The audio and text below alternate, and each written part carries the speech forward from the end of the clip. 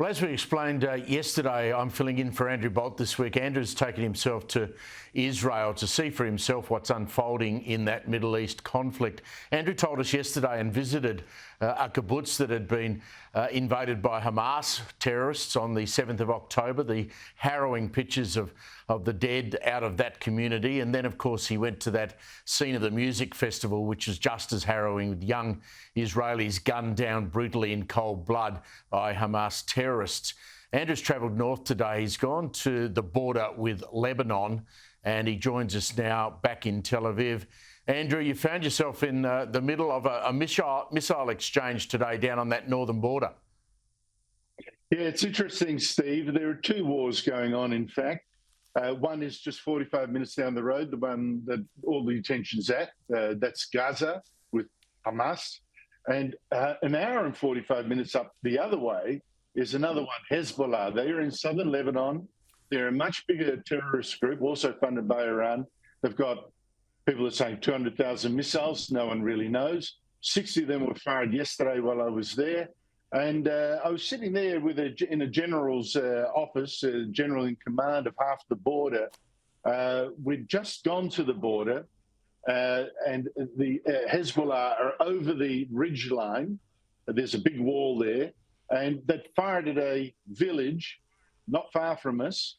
And when I went to the general, he was there watching from a drone where that missile had been fired from. And he told us to watch, and then bang, one of the targets went. And a little while later, 15 minutes, we saw a car pull up to another place. Hezbollah people be in the car that confirmed it. They said intelligence, I don't know what that means. And bang, the car was gone too. There was one of two cars with Hezbollah in it that were destroyed yesterday. 60 missiles in one day is a lot. People are there. I was talking to a mayor yesterday, quite upset. 3.5 kilometres of Israeli land has been emptied. The people sent to live in hotels. Some refugees are in this hotel. Empty land now, and they're furious that 60,000 people had to be evacuated because Hezbollah is there. They don't know when it will strike, but Israel knows that when it's done with Gaza, that war, they have to deal with Hezbollah up that war. That can be very tricky. I'll get you to explain the uselessness of the UN for me in a moment, but just before we do that, put it in context where you were. So the General's office in relation to where the building where the missile came from, give me an idea in, say, metropolitan Melbourne or Sydney, what that sort of distance is. I mean, is it like, one of the better-known coastal towns on the Mornington Peninsula? Is it 200 metres? Is it a kilometre? How far? Well, that's the distances. They're crazy, Steve. You're probably 10 minutes from the border, but everything's with electronic thing. What was really interesting, the informality there compared to what you might expect from the Australian Army. I go to the general who's carrying, all the soldiers there were carrying, some machine guns. This particular general is a bit of a hero already in Israel. Like I say, he was back in that war, 45 minutes away in Gaza, next to Gaza in a kibbutz. He was there, and that came under attack. He personally had to defend his own family, shooting dead terrorists.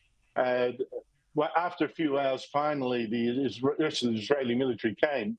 But he realised, like most of Israel, that if Hezbollah also attacked, Israel was really in strife. So he left his family straight away, pell-melled it back, an hour and 3/4 that way, and took command of his unit. So sitting there in a shipping container, I must say his clothes weren't looking too fresh after all this time there. Then we had a tour of the intelligence unit, which monitors these satellite images and drones that go through, select a target, verify it with other information, people on the ground or whatever, and then press the button and they're no more. And it's like another shipping container filled with 35 or so people, intelligence officials, targeting officials, technicians, whatever, all with guns. It was heaving with, it's so extraordinary. The intelligence official was a woman, which was very interesting, only the second in such a position. But they are in it. They are really in it. It's so switched on. So does Lebanon have any option but to allow Hezbollah to be where they are? Oh, mate, this is the disgrace. There's a river, probably 3.5, depending which part of the border you're on to, 7.5 kilometres, 4 to 7.5 kilometres from the actual border with Lebanon and Israel. And Hezbollah is not supposed to be there. It is a terrorist outfit. It's not supposed to be there under a deal signed with UN approval, etc., under UN auspices. 2006? But they're useless. The UN is supposed to be monitoring that Hezbollah does not have rockets there.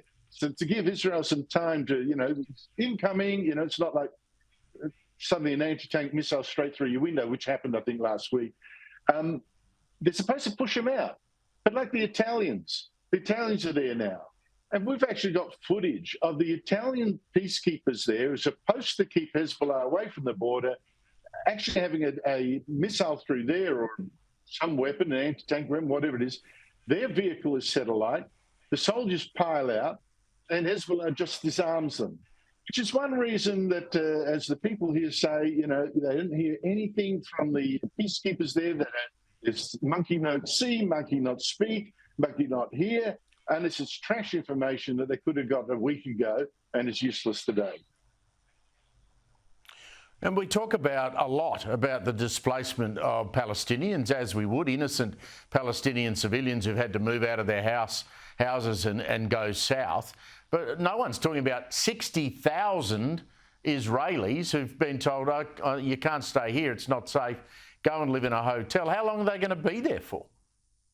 Well, that's the thing. I mean, that's what this mayor of the kibbutzes and settlements and all that, including Arab ones for the people who keep saying Israel's apartheid state. He represents them too. He says that the uncertainty is terrible. For 5 months, they've been sitting, whether it's hotels in the Dead Sea or in Tel Aviv or Jerusalem, in a one room, of a hotel. They don't know when they can go back. And he actually went to Bibi Netanyahu, the Prime Minister, who's got a big map that he made saying, you've lost your mind, which is Hebrew expression. You've lost your north, is the expression in Hebrew. And he meant north of Israel too, because they can't go home. It's a complete drain on the economy. Hezbollah knows that. So it's actually a war of attrition. As long as they keep firing the rockets, it's probably about 50 a day. Bang, bang, bang, bang, bang. No one there goes home. All that land, productive land, cannot be used. All those businesses destroyed. I've got people in this hotel. I know which floor they're on because the kids are playing around, sometimes pressing the lift buttons with little tricycles and all that. They're going nuts. So, and there are the refugees, of course, from the kibbutzes that were destroyed as well. So it's a huge imposition on the economy. They're trying to bleed Israel to death as well as to scare them to death and hope. Meanwhile, this is Hezbollah and Hamas, that the world thinks, oh, Israel's terrible. If this could all go away, if Israel would stop.